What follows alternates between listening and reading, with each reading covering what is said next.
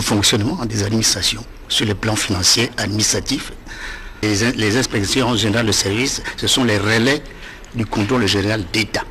Le Premier ministre vient d'attirer notre attention sur la gestion des ressources humaines et la gestion du parc automobile.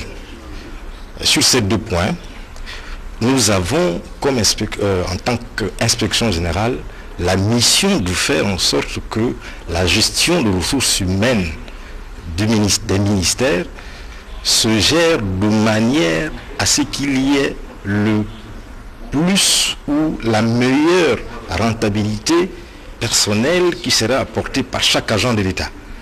La gestion du parc automobile doit respecter une certaine réglementation. Nous avons la charge de faire en sorte que la régularité de la gestion du parc automobile soit également respectée. Le Premier ministre a demandé à ce qu'on lui fasse le point sur la question. Ça voudra dire qu'un point sera fait. Ensuite, dans le rapport, vraisemblablement, il ressortira tous les dysfonctionnements qui sont observés ou qui seraient observés par rapport à la gestion du parc automobile. En clair, un travail de cohésion et de collaboration va s'effectuer dans les prochaines semaines entre les inspections générales de services et le contrôle général d'État en vue de déposer dans les plus brefs délais chez le Premier ministre un manuel de procédure complet. Et puis le porte-parole de la présidence de la République, Alain-Claude Bilé-Binzé, a animé cet après-midi un point de presse. Il est revenu notamment sur la célébration de la Journée internationale de la liberté de la presse. À noter que plusieurs autres sujets d'actualité ont également fait l'objet d'échanges avec les journalistes venus sur place. Propos recueillis par Ahmed Mouyaka et Pierre Claverella. Au mois de janvier dernier, lors de sa présentation des vœux à la presse, s'était engagé à faire en sorte de recevoir aussi souvent que possible les patrons de presse pour pouvoir échanger avec eux à bâton rompu sur un certain nombre de questions qui intéressent les différentes rédactions. Cet engagement du chef de l'État a été matérialisé aujourd'hui. Il a reçu à l'occasion de la célébration de cette journée internationale de la liberté de la presse un certain nombre de patrons de presse avec qui il a échangé pendant à peu près 3 heures sur tous les sujets que les différentes rédactions ont voulu examiner avec lui, qu'il se soit agi de questions d'intérêt national ou international. Le président de la République a répondu à toutes les préoccupations. Suite à la saisine qui a été faite à la Cour constitutionnelle pour savoir si les élections pouvaient se tenir à la date initialement arrêtée par les textes, la Cour, comme vous le savez, s'est prononcée et a donc indiqué que le mandat des conseils municipaux et départementaux est arrivé à échéance et qu'il n'y a donc pas lieu de procéder, comme cela avait été initialement demandé, à un renouvellement total maintenant, puisqu'il manque un élément déterminant, c'est la liste électorale biométrique. La Cour a donc constaté, d'une part, qu'il n'y a pas, en l'occurrence, un cas de force majeure, tel que prévu par la Constitution, mais que d'autre part, le mandat est arrivé à échéance. La Cour, puisque la Constitution indique en son article 83 que la Cour est garant du bon fonctionnement des institutions, la Cour a donc fait en sorte de maintenir en fonction les bureaux des collectivités locales. Je voudrais insister pour dire que la Cour n'a pas procédé à une prorogation de mandat. Le mandat des maires n'est pas prolongé. Le mandat des maires s'achève à la date convenue, arrêtée par la loi. Simplement, les bureaux sont maintenus en place pour expédier les affaires courantes dans le cadre d'une décision du gouvernement qui devra encadrer tout cela, soit par décret, soit par arrêté du ministre. Dans l'actualité, c'est l'ambassadeur des États-Unis d'Amérique au Gabon, Eric Benyaminson, qui lui est allé faire ses adieux à Marie-Madeleine Mborantou, le président de la Cour constitutionnelle. Le compte-rendu de cette audience dans ce reportage de Guifrey Ndongobian et Tam Eyogo de TV2. Au terme d'une mission diplomatique de 3 ans au Gabon, Eric Benjaminson, l'ambassadeur des États-Unis, est allé faire ses adieux à Marie-Madeleine Mborantou, le président de la Cour constitutionnelle. Je suis venu ici aujourd'hui particulièrement pour saluer Madame la Présidente de la Cour constitutionnelle constitutionnel pour le rôle primordial qu'on joue au Gabon pour établir un état de droit.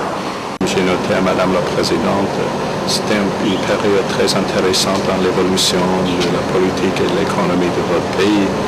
J'ai le plaisir d'être dans le pays pendant 3 ans. En guise de souvenir, le diplomate américain a reçu des mains de Marie-Madeleine Burantou des présents parmi lesquels un exemplaire de la constitution de notre pays et des recueils. Pour marquer son passage en terre gabonaise et dans cette institution, le désormais ancien ambassadeur du pays de l'oncle Sam a signé le livre d'or de la Cour constitutionnelle. Et puis la réunion du bureau et la conférence des présidents du Sénat se sont tenues ce matin au siège de l'institution. Les 2 rencontres qui préparent la prochaine séance plénière étaient notamment présidées par Mme Rose-Francine Rogombe, président du Sénat gabonais. Le reportage de nos confrères de la presse du Sénat. Statutaire, notamment l'adoption de l'ordre du jour, les comptes rendus de la dernière réunion, les communications du président du Sénat en provenance de la Cour constitutionnelle, du gouvernement, des syndicats et associations, mais aussi les rapports de mission pour information. La conférence des présidents qui regroupe les membres du bureau, les présidents des groupes parlementaires et ceux des commissions permanentes s'est apaisantie sur l'examen des textes législatifs inscrits à l'ordre du jour. À cette occasion, les différents présidents de commissions expliqueront à leurs collègues l'ensemble du travail abattu par les sénateurs sur les différents textes législatifs, tant ceux transmis en premier lieu au Sénat par le gouvernement pour examen que les propositions de loi en cours d'examen, les projets de loi transmis au Sénat par le gouvernement pour information et les convocations des commissions mixtes paritaires Assemblée nationale Sénat. Plusieurs tests sont fin prêts pour la prochaine séance plénière, notamment le projet de loi complétant certaines dispositions de la loi 1463 fixant la composition du domaine de l'État et les règles qui en déterminent les modes de gestion et d'aliénation. Le projet de loi relatif à la sécurité des navires et enfin le projet de loi fixant le régime des associations d'inspiration religieuse au Gabon. La rubrique des divers a donné l'occasion aux membres de ces 2 structures du Sénat d'évoquer les questions au quotidien de l'institution, mais aussi de la vie de la nation dans les domaines de la santé, de l'environnement et autres, tels que la procédure entre les 2 chambres du Parlement sur certains points relatifs aux travaux législatifs comme les propositions et projets de loi. À noter qu'avant l'entame de la réunion de la conférence des présidents, Mme Rose-Francine Rogombe a demandé 1 minute de silence en la mémoire de leur collègue Mme Charlotte Kombila, présidente de la Commission des affaires culturelles, sociales et de la communication, décédée récemment à Libreville. Et puis du côté du palais Léon-Mba, le président de l'Assemblée nationale, Nguy Zubadama, s'est entretenu lui avec le 5e vice-président de l'Assemblée du Sénégal. Les questions de coopération et de diplomatie parlementaire ont été évoquées par les 2 personnalités, comme nous le rapportent nos confrères de la presse de l'Assemblée nationale. Venu dans le cadre d'une conférence annuelle animée depuis un certain nombre d'années, lors de la célébration du 1er mai, fête du travail à l'endroit de la communauté sénégalaise, à la fois religieuse et laïque, M.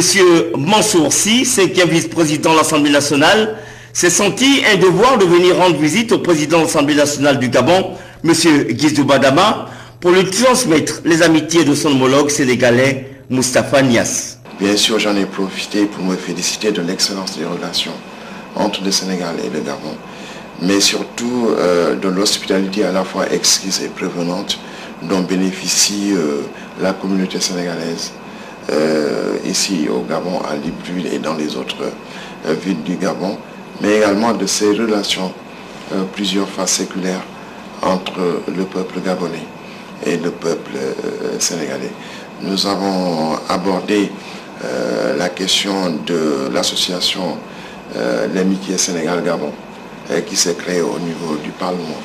Le Parlement, certains députés du Parlement gabonais ont déjà adhéré à cette association.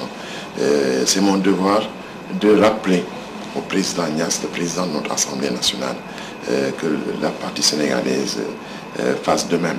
Visite de courtoisie certes, mais une opportunité tout indiquée pour les 2 personnalités d'aborder un certain nombre de questions liées à la coopération.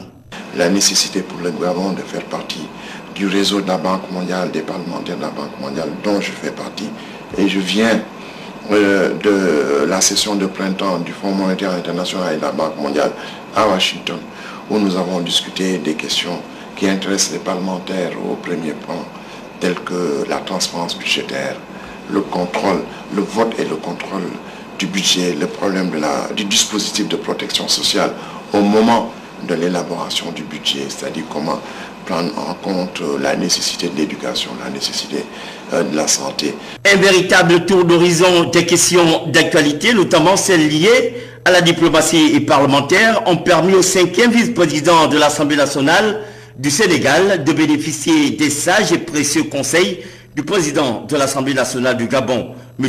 Gizouba Dama. Les deux personnalités ont promis se retrouver très prochainement, car c'est en juillet 2013 que se tient l'Assemblée parlementaire de la francophonie à Abidjan, en Côte d'Ivoire. Et puis le Parlement gabonais des jeunes organise demain samedi 4 mai 2013 sur l'ensemble du territoire national le concours de renouvellement des parlementaires juniors, presse Assemblée nationale. Après la restitution des travaux de la 4e mandature, c'est en effet ce samedi 4 mai 2013 que se tient le concours pour le renouvellement du Parlement gabonais des jeunes sur l'ensemble du territoire national. Donc il s'agira pour nous de sélectionner de nouveaux candidats qui vont représenter les différentes provinces du Gabon. Pour l'estuaire, cela va se passer au palais Léomba. Et pour les provinces, ce sera selon l'organisation de nos partenaires dans cette activité, à savoir les directeurs d'académie provinciale de notre pays. Une sélection qui consiste donc à choisir les meilleurs élèves des classes de seconde, filles et garçons, les différents établissements scolaires du Gabon. Par province, c'est 5 élèves en dehors de la province de l'Estuaire où se retrouve pratiquement un peu plus de 60% de la population gabonaise. Donc pour l'Estuaire, on va avoir, en tout on aura 5 élèves et à Libreville, nous aurons 15 élèves. Ça se déroule en 2 phases. Une première phase écrite où on donnera un sujet que tous les élèves vont traiter, tous les élèves retenus, les meilleurs élèves. Et à l'issue de cette première épreuve écrite, qui sera corrigée par les enseignants du secondaire, anonymés absolument, et on ne retiendra que les meilleurs. Ces meilleurs viendront à l'oral qui sera fait par les parlementaires et les fonctionnaires de l'Assemblée nationale. Et à l'issue de cela, on ne prendra que les 5 meilleurs par province et puis les 15 pour la province de l'Estuaire. À l'endroit des jeunes participants au concours de sélection et de renouvellement du Parlement gabonais des jeunes, la présidente déléguée a eu ce message. C'est une activité passionnante, c'est leur tribune à eux, c'est la tribune des jeunes gabonais. Nous avons besoin d'eux pour pouvoir avoir leur point de vue, parce que c'est ça l'objectif du Parlement gabonais des jeunes. C'est une composante essentielle de la société gabonaise. Leur point de vue est important, qu'ils viennent participer eux également à la construction de l'édifice Gabon. Considéré comme une plateforme d'échange, le Parlement des jeunes, à travers ce concours, contribue à une sorte d'émulation et suscite davantage l'enthousiasme au sein de la jeunesse estudiantine gabonaise des classes de seconde. Comme qui dirait, Abobic, prêt et parti. Et puis pour clore avec ce volet, notez que le président de l'Assemblée nationale, président du comité d'organisation du Parlement gabonais des jeunes, informe donc le public que les épreuves de sélection des parlementaires juniors de la 5e mandature se dérouleront demain, samedi 4 mai 2013, dans les 9 chefs-lieux de province du pays, ainsi qu'Antoum. Pour le centre de Libreville, elles auront lieu dans la salle Georges Damas Aleka du Palais Léomba à partir de 7h30. Le ministre des Eaux et Forêts, Gabriel Ntchongo, a donc lancé officiellement ce matin à Ngondje les activités du Fonds forestier national. Charles Ogoula pour le compte-rendu de notre rédaction.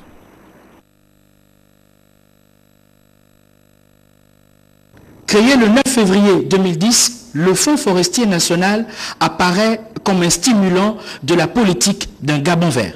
Je voudrais remercier les plus hautes autorités, en tête desquelles son Excellence Ali Bongo Ondimba, président de la République, chef de l'État, pour avoir mis à la disposition de notre secteur cet outil essentiel pour son développement.